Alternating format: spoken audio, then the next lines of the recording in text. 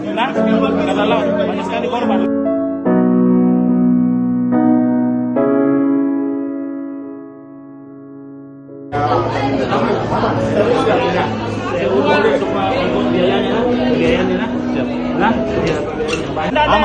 Semua pemerintah kota yang urus.